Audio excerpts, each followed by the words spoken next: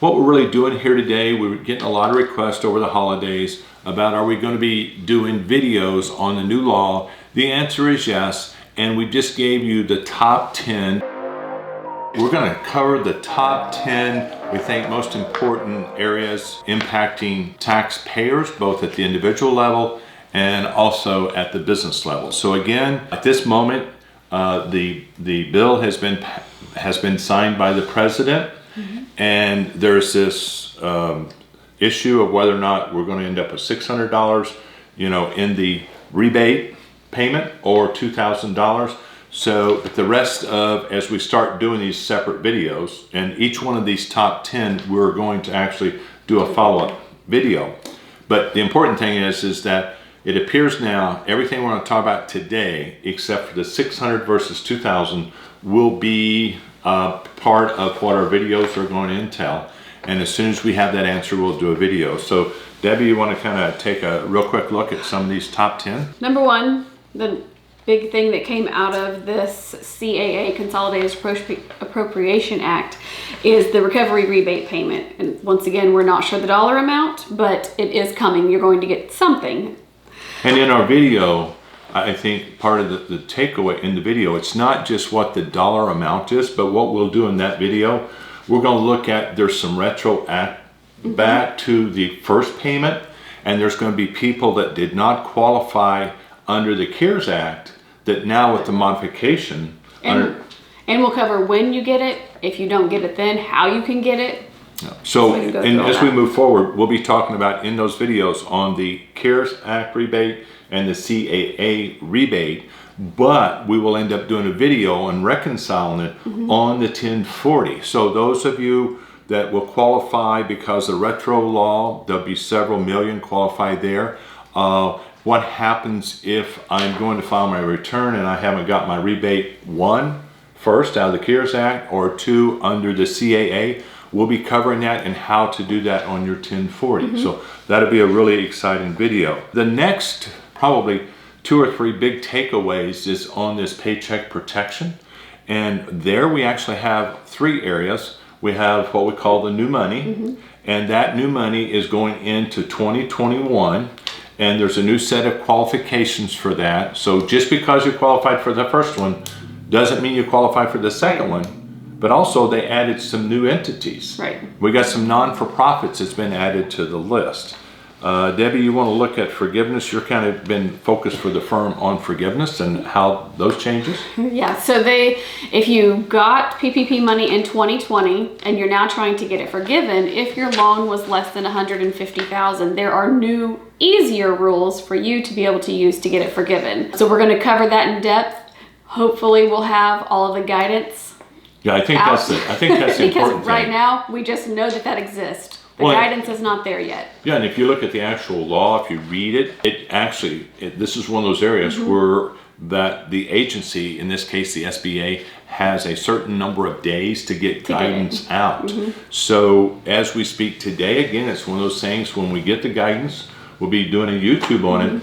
But right now, the big key is we did have the 3508, the 3508EZ, the 3508Z, and now it appears to be that we have a new one-pager, but we still, SBA has got to get that guidance and that one page out for it. And also, just not the one-pager, but a new set of rules of what the bank's role is going to be in it. Number 4 is actually the third area of the PPP, the deductibility of the expenses. And this is really big news. We'll go through the deductibility, how to handle it, how it's going to impact our tax season. And so this is one of those that, whether it's the old PPP or version 2. So Debbie, any comments on our 4 top PPP deductibility of the expense? Of our top 3 PPP, the last one, the deductibility of expenses, is probably the one that we get the most questions on at this point, is how is it going to affect my taxes? So we've got some good news on that. People are going to be very happy with what has come out of that, and so then we'll talk about exactly how you deal with it on your tax return as well in a separate video. Well, and be how to deal on the tax return, but also when you go to the bank. I had a question yesterday, said with this PPP, it's not income, but I want the bank, and it's not the expense, but what's the difference in the tax return and the financial statement I give to the bank? So we'll also, in that video, be mentioning that. I would say the next one is the employee retention credit. And the employee retention credit under the CARES Act, you either got the PPP, the Paycheck Protection, or the ERC, the employee retention credit. But now we have a new retention credit going into 2021. Right. Percentages are different, the rules of qualifying are different, and stay tuned, because there's going to be some people that under CARES, you either chose one or the other. No. Now it's possible in certain can get situations to get both. So I think when we do that, we'll explain the employee retention credit, the ERC, but we'll also look at those exceptions. So like all new law, there's always new twists. So Debbie, you want to take the sixth one? The Paid Sick and Medical Leave Act, that has been extended through March 31st, 2021. So we can dive into that, make sure everyone understands what that covers, how you qualify for it. And then the EIDL, there's new information coming out about that. Yeah, and in that area, there's actually good news. This was a big question over the last 6-7 months of I do a lot of presentations to tax professionals. And this was a big question, and several of our clients that had loans with banks, the banks actually in November, December, right, they set this aside as a loan, believing there might be something new in the law, and that's what we said. Right now, stay tuned, it could be a change in the law. So the EIDL, there's some really good news there about debt forgiveness, and but you've got to meet the requirements of the law. So whenever you see our video on EIDL, we're going to go through it based on starting with the CARES, what it was. That's the old law. It's amazing. Old law, less than a year old, but now the new law, and it will be good news. The next one is meals, and I'm going to say that other word, but there's an area on going from a larger percentage, from 50% going to 100, but that's just the new number. Right. But actually there were some proposed regulations that came out in 2020, and we will also, in the video on meal expense, we'll not only be talking about the law change under CAA, but we'll also go into these proposed regulations and these new requirements of what qualifies for a meal. There's 3 of them, main areas in the proposed regulations, but under the CAA, the new act, there's also specific, it's not just 100%, but you have to spend it the right way, or it falls back to the 50%. So another good video. Charitable contributions?